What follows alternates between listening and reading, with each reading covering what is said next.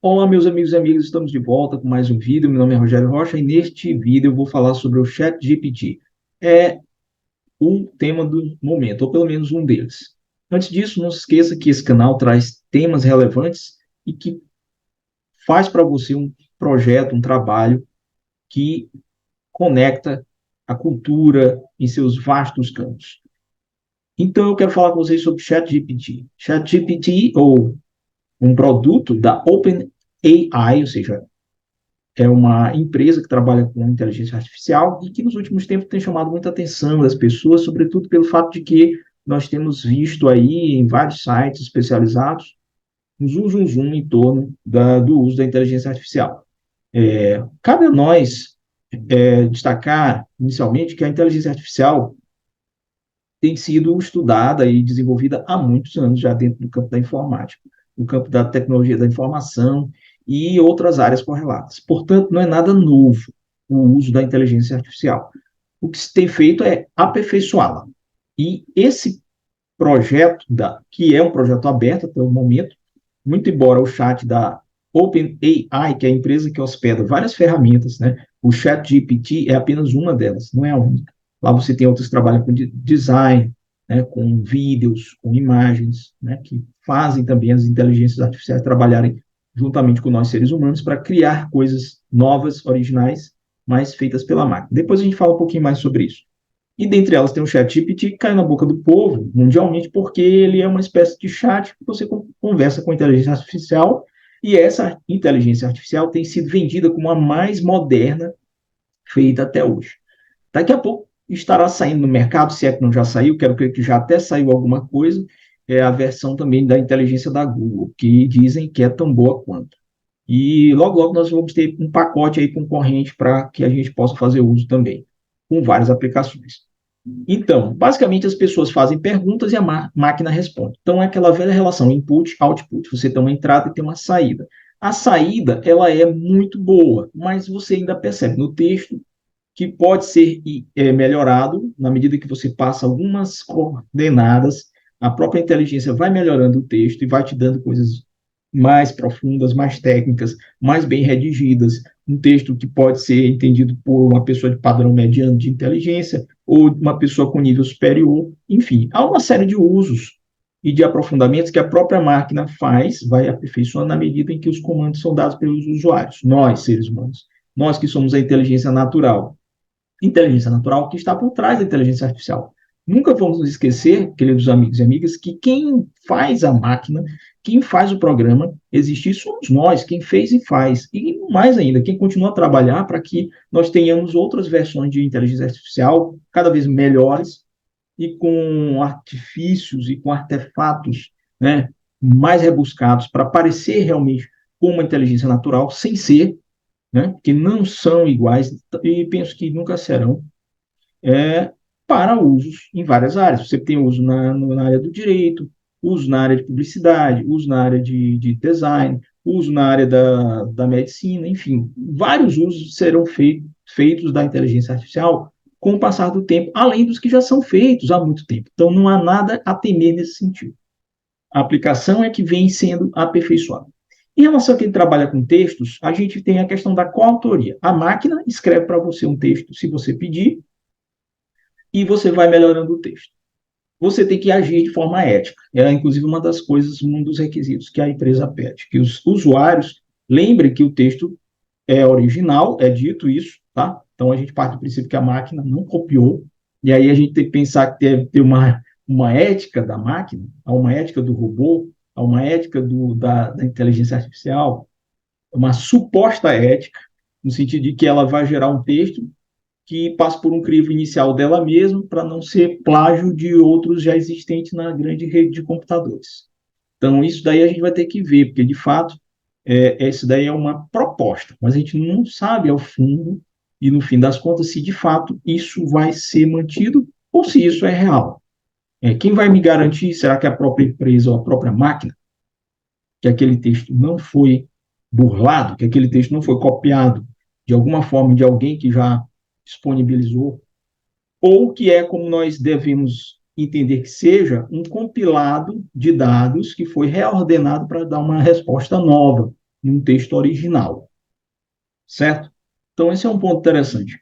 E aí, do texto original, que é a resposta que você demandou e que a máquina de inteligência artificial entregou para você, você, ser humano, inteligência natural, entra para fazer o crivo. Primeiro, checar se aquele texto não tem alguma incoerência, alguma imperfeição, algum dado errado, um equívoco, que ele pode estar equivocado, inclusive a própria OpenAI fala isso, diz assim, o texto pode conter erros, pode conter omissões, pode conter alguns equívocos, tá? Então, a inteligência artificial não é um deus, ela não é perfeita, ela não é genial. Nós não somos geniais o tempo todo. E nós é que comandamos essas máquinas. Então, as máquinas tentam espelhar a inteligência humana, que é a inteligência natural, que é consciente de si, inclusive, né? E que tem um sentimento, que é o que a máquina não tem. Por vezes você vai ver que o texto é frio. Se você pede uma poesia, pode até ser bem escrita, mas ela não tem o toque da sensibilidade humana, não tem o toque da emoção, não tem o toque da transcendência, que a máquina não alcança o metafísico. Ela nunca vai te dar uma resposta no plano da teologia, no plano da metafísica, do que está para além da física.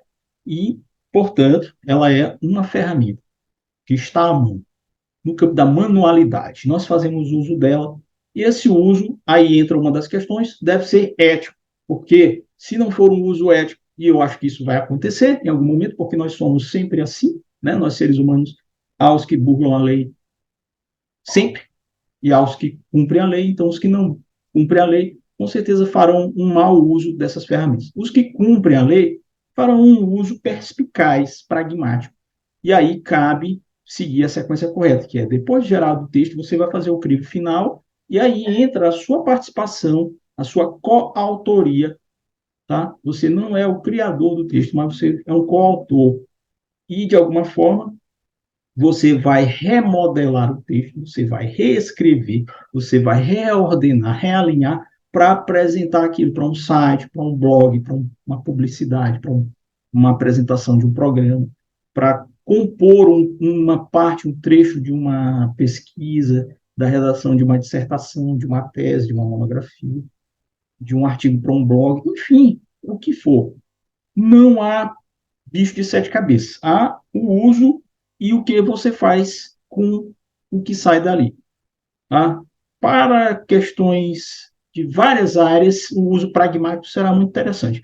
Para o direito, você pode, por exemplo, no futuro, né, como já está sendo desenvolvido, já tem até máquinas que possam dar respostas a questões que são comandos muito repetitivos e que não demandam questões éticas ou morais ali naquele plano.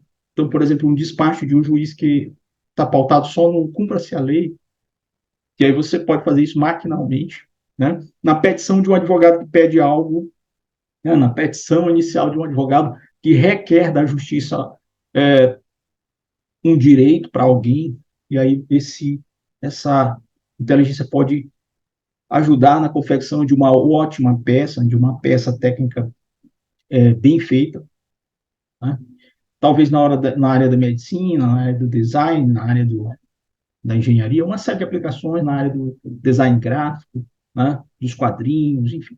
Para todos os lados você vai ter alguma coisa que pode ser utilizada. No campo do audiovisual, né, são várias ferramentas. Não nos esqueçamos. A OpenAI e o ChatGPT colocou mais em evidência o chat. Né? O chat está sendo aí um dos trend topics, o hype, né, do momento. Então, o mundo todo fala dele por causa dessas questões. Então, a primeira questão de ponto ético. Então, qual é o uso que as pessoas vão fazer dele? Para quê? Né? Vai ser o uso sempre lícito? Pode haver uso ilícito? E eu já adianto, sim, vai ter algum uso ilícito. O uso ilícito vai beirar o campo do direito autoral? Sim, vai. Né? Vamos abrir aí também uma época de coautoria, porque depois que você revisa e reescreve o texto, você não é o autor original do texto. Quem é o autor é a máquina que recebeu o seu comando e as suas coordenadas e fez um texto para você. Então, você não é o autor, você é, no mínimo, coautor, a meu ver, dentro das reflexões que eu faço sobre esse tema ainda muito novo. E a outra questão é que, realmente, no plano de quem escreve, pode haver também a escrita não criativa, não é? Que a escrita criativa, ela nasce do ser humano, e tua imaginação, tua consciência, tua inteligência, né, teus graus, níveis de cognição trabalham para você montar um texto e apresentá-lo, e esse texto sai da tua cabeça, todo, do início ao fim. Com a inteligência artificial, no caso, essa inteligência artificial forte, né, nós temos dois níveis de inteligência artificial. A fraca, que é aquela inteligência da Cortana, a inteligência que está presente lá na Alexa, por exemplo, que só te dá o básico, você sabe ali que é uma máquina, e essa outra que, por vezes, você fica em dúvida se é uma máquina, é um ser humano, né, que é chamada inteligência artificial forte, mas que ainda não é perfeita. Nós não somos perfeitos, ela não é também.